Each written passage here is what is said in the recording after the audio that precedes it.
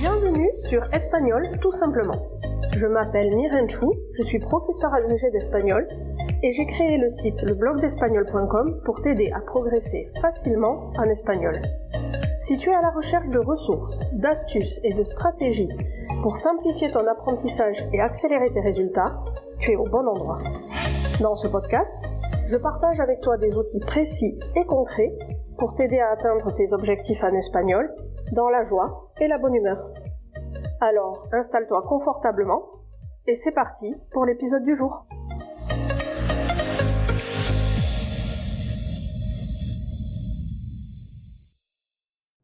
Hola hola, bienvenue dans cet épisode 113 de Espagnol tout simplement et aujourd'hui on va parler vocabulaire.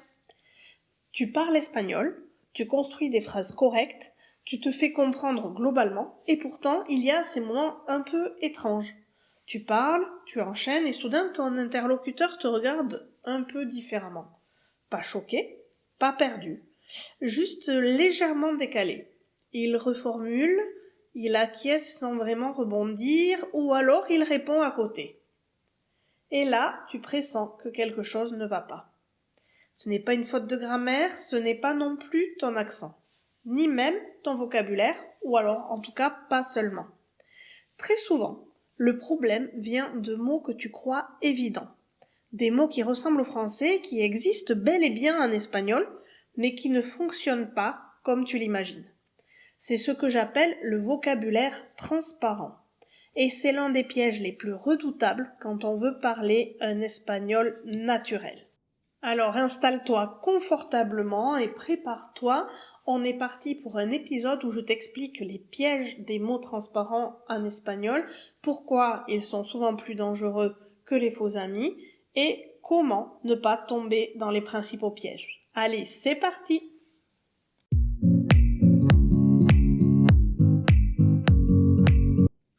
Un faux ami classique, tu le connais. Tu sais qu'il est piégeux donc tu te méfies. Mais un mot qui ressemble beaucoup au français, ton cerveau l'adopte sans réfléchir. Et il se dit « Oh, celui-là, je le connais ». Et il passe directement à autre chose. Sauf que la langue ne fonctionne pas comme un petit dictionnaire bilingue. Elle fonctionne par usage, par intention et surtout par contexte. Résultat, tu produis une phrase correcte, mais qui ne dit pas exactement ce que tu voulais dire. Et à l'oral, eh bien, ce genre de décalage se ressent immédiatement.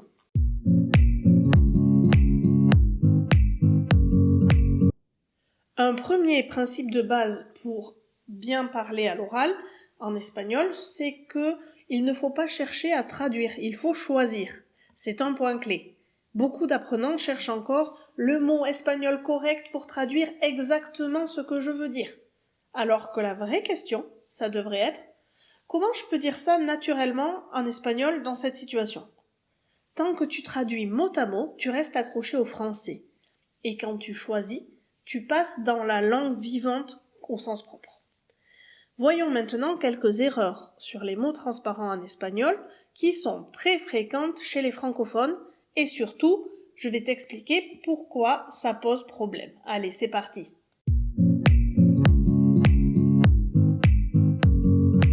Le premier mot que j'ai envie de voir avec toi et qui peut poser problème, c'est comprometer ou comprometido. Un étudiant m'a dit un jour, très fier, Estoy muy comprometido con este proyecto. Et dans sa tête, il voulait dire je suis très engagé, très investi. Néanmoins, dans l'oreille d'un hispanophone, le message est beaucoup plus ambigu. Comprometido, ça peut aussi évoquer une situation délicate, une obligation pesante ou quelque chose qui te met en difficulté. Ce n'est pas tout le temps le cas, mais il faut aussi connaître cette acception. Donc, si à la base tu voulais valoriser ton implication, finalement, tu laisses presque entendre que tu es coincé dans ce que tu as entrepris. Ce mot est typique du piège du « je crois que ça veut dire la même chose », mais en réalité, l'espagnol entend souvent ou parfois une autre formulation pour exprimer l'engagement positif.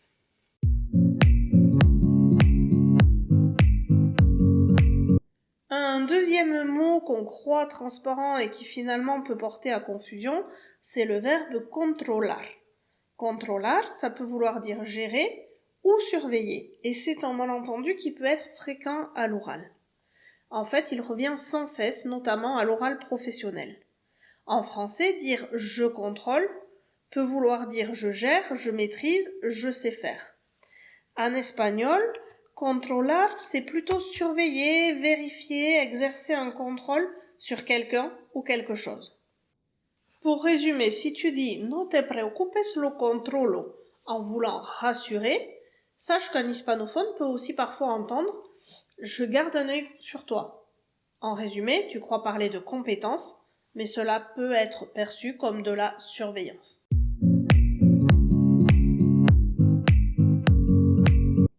Autre piège dans la langue espagnole, c'est realizar. C'est un mot correct qui existe mais qui encore une fois est souvent mal utilisé. Realizar fonctionne très bien pour parler d'actions concrètes, réaliser un projet, une tâche, une activité. Mais dès que tu veux parler d'une prise de conscience, attention, c'est un piège. Combien de fois j'entends chez mes apprenants « he realizado que ». Grammaticalement, la phrase tient debout, mais le sens n'est pas celui que tu crois. Ce que tu veux dire, c'est « je me suis rendu compte de », alors qu'en réalité, tu as parlé d'exécution.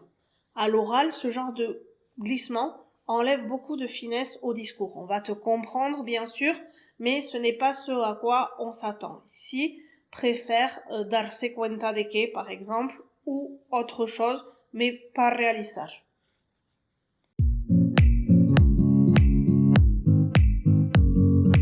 Allez, on passe au piège suivant. C'est le verbe demandar. Demandar existe bel et bien en espagnol. Pas de problème là-dessus.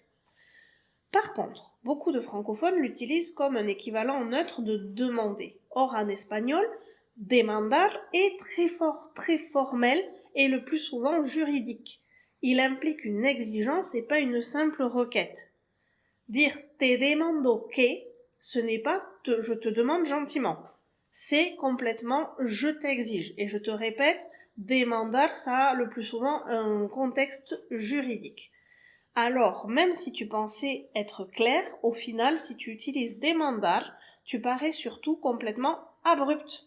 Ce mot montre bien que le problème n'est pas le vocabulaire, mais la valeur qu'on donne à l'acte de la parole.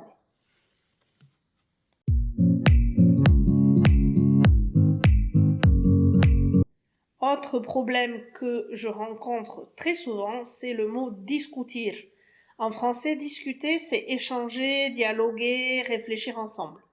En espagnol, discutir, ça veut dire être en désaccord, voire même se disputer. Alors, si tu dis tenemos que discutir esto, tu n'annonces pas une conversation tranquille autour d'un café. Tu voulais simplement dire on en parle et en fait, tu annonces un conflit. Donc, cuidado, attention à ce mot de vocabulaire, c'est très important de le maîtriser.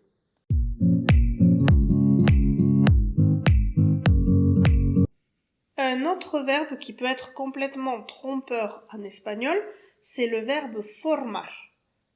Si tu l'utilises pour parler de formation, eh bien tu te trompes. Celui-ci est bien plus subtil et c'est pour ça qu'il est intéressant. Formar existe bien évidemment, mais il ne recouvre pas automatiquement l'idée de former quelqu'un, comme en français. Selon le contexte, l'espagnol attendra une autre construction, une autre logique, une autre façon de présenter l'action. Ici, comme dans les autres cas, formar n'est pas faux, c'est simplement une autre manière de penser l'apprentissage et la transmission.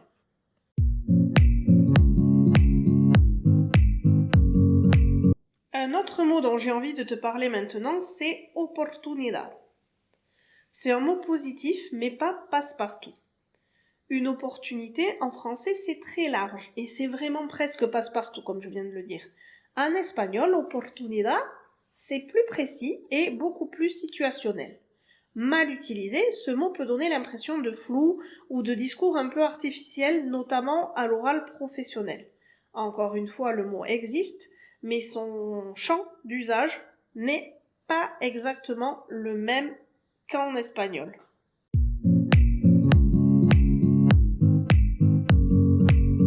Pour conclure cet épisode, je dirais que le vrai problème n'est pas le mot, mais l'automatisme. Si tu t'es reconnu dans plusieurs exemples que je t'ai donnés, respire. Ce n'est pas du tout un problème de niveau, c'est le signe que tu as appris sérieusement, mais avec un réflexe de traduction mot à mot par rapport au français qui est encore très présent. Le vrai déclic à l'oral, il va se produire quand tu passes de quel est le mot espagnol pour traduire tel ou tel mot français à comment un hispanophone dirait vraiment cela. En résumé, il faut que tu fasses moins de calques et que tu ailles plus chercher l'intention derrière le discours. Alors, qu'est-ce que ça change concrètement de bien maîtriser les mots transparents en espagnol ? Quand tu fais ce changement, quand tu vas chercher précisément à quel contexte s'applique le mot et surtout à quel contexte il ne s'applique pas, eh bien ton espagnol gagne en naturel. Tu hésites moins à l'oral, tu évites les malentendus invisibles et surtout tu prends confiance. Parce que tu ne joues plus au devin avec la langue, tu l'utilises, tu en maîtrises le contexte et les différentes situations dans lesquelles tu peux utiliser ou pas ces mots. Je te laisse sur ces réflexions pour cette semaine. Je t'invite à chaque fois à bien vérifier précisément, chaque fois que tu utilises un mot, les différentes acceptions, mais attention, ne tombe pas non plus dans le perfectionnisme. Si tu veux retrouver ces mots à l'écrit, je te laisse dans les notes de cet épisode le lien vers l'article de blog de la semaine qui est associé à cet épisode de podcast. Je te dis à jeudi prochain. En attendant, cuídate y hasta pronto.